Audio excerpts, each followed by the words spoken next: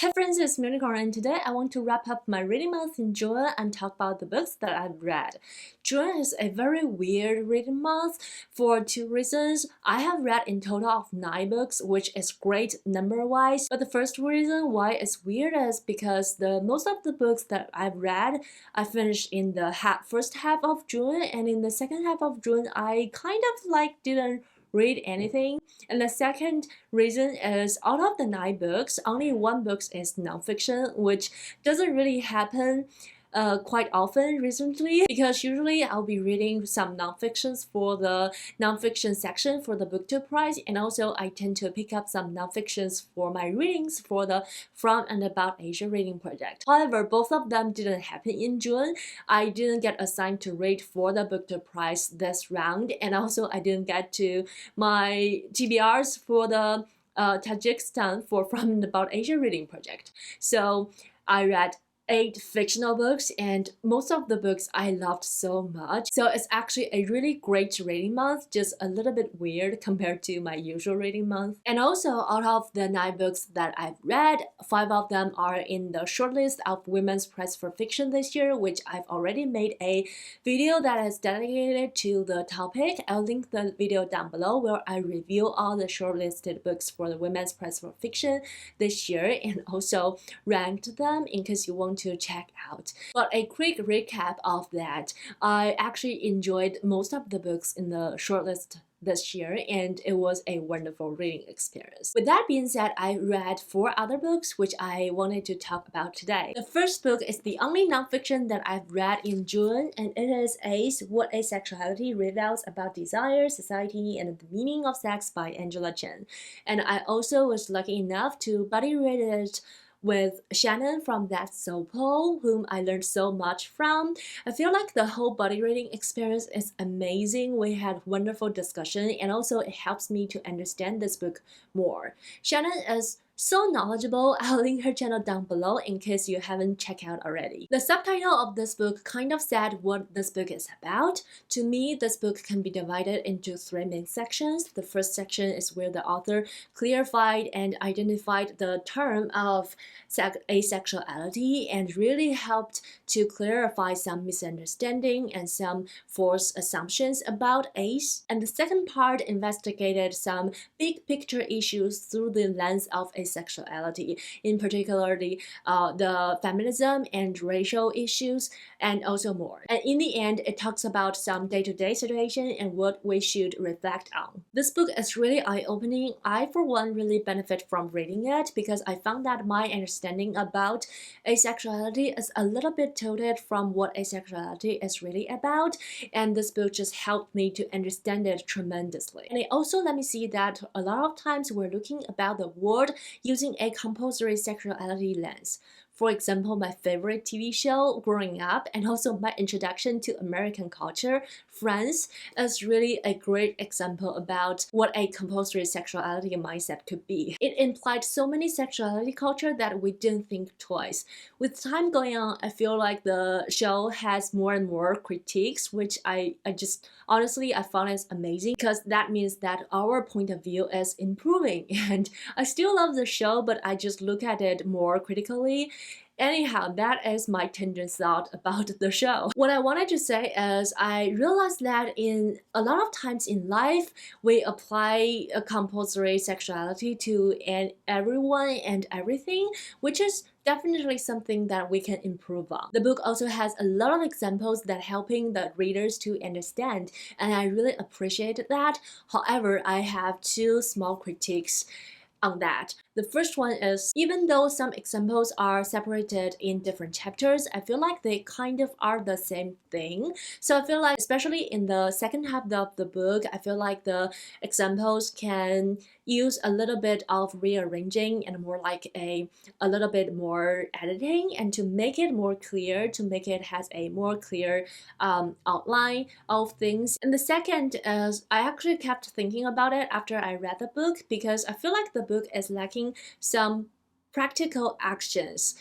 So I'm a little bit unsatisfied on that. It feels like I got all my adrenaline pumped up and I'm ready to action, but the book didn't really provide enough of a guidance. Especially the book mentioned some inclusive guide for high schoolers in the book, but it didn't really talk about any of the content.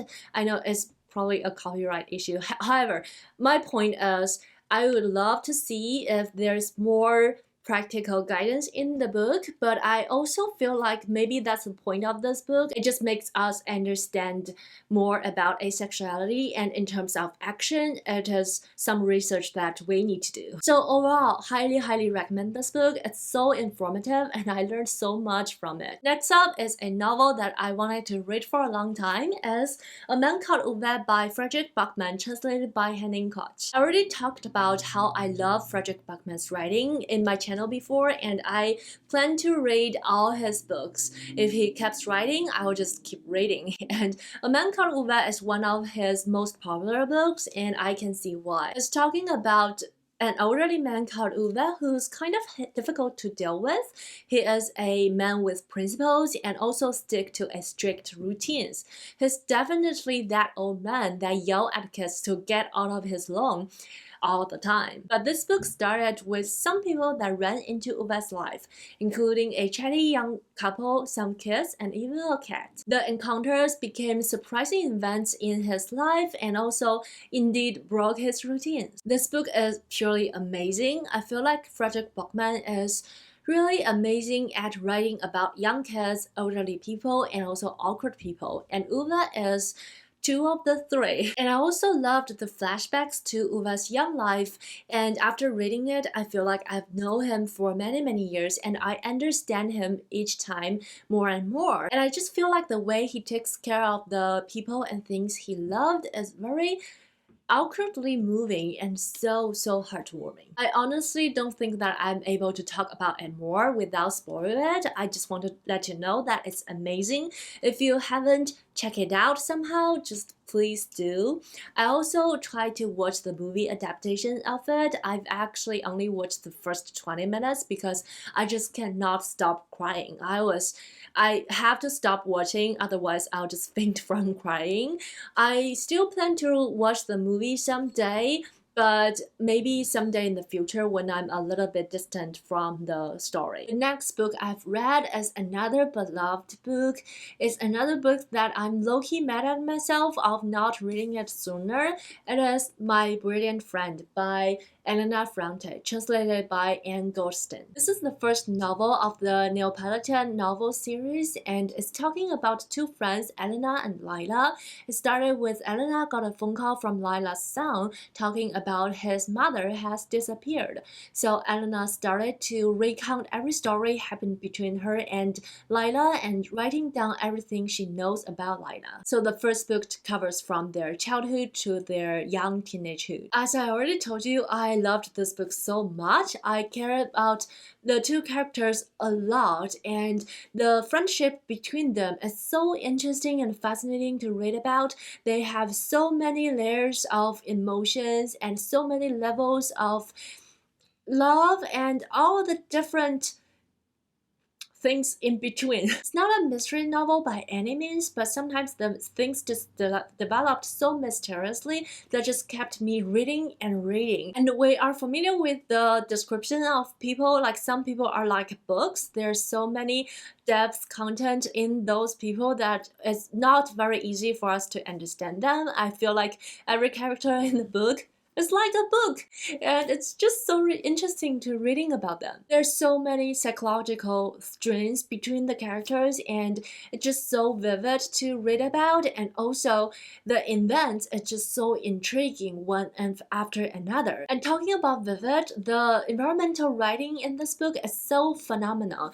It's set in a small town in Italy where it has like townspeople, everyone knows each other, and I just feel like I can picture everything that was written in the book. It's just like reading a movie. It is said that this book is a modern masterpiece, and I completely agree. The first book kind of ended on a cliffhanger, and I cannot wait to start the second one. And also, I know there's a TV adaptation of this book. I'm not very sure if I want to watch the TV because I just want this book to be in my mind fresher and maybe in the book format forever. However, if you have watched the TV adaptation, please let me know. Do you recommend me to watch it after I loved this book so much? Do you like the TV show? I'm really curious about it. The last book in my June wrap-up is another long time coming. I featured it in more than 3 of my recent TBRs, and I can finally stop doing so because I finally have read and loved it. This is This Green and Pleasant Land by Ayisha Malik. Again, another lovely novel that I've given 5 stars to. It sets in a small, peaceful, and conservative town in England where some of the townspeople are very racist, but they don't know it because they thought they're good people. A Muslim couple, Baila and Marianne, lived with their kid in the town for a considerable time without any problems. However, when Baila's mother passed away, she summoned Baila to her dying bed and advised him to build a mosque in the town that he lives. And since Baila cannot get rid of this idea, he started to put his idea into action, and that stirred up a lot of events in the town. This book is both beautiful and sad at the same time, and also events kept happening from time to time, but the whole book is giving out a very chill and peaceful vibe. One of the most important thing in the book, I feel like, is to finding out purpose for our actions, and that is like a clue that runs through every character in the book, in their mind and also in their day-to-day life. Thinking about it, there's actually nothing groundbreaking in the book. We've all read about conservative people, peaceful town, and the people who's facing racism in their day-to-day life before. But I feel like the author really had some special abilities to put everything together and present us such a adorable book to read, and I just feel like it's very lovely and it's just very enjoyable. And that's all the books I want to talk about today. I feel like maybe because I've read so many good books in June, so in the second half my brain was like, okay, stop it now, I'm on a book hangover, which I completely understand it, but I feel like I wish my brain is more active in the second half of June so I can read more amazing books.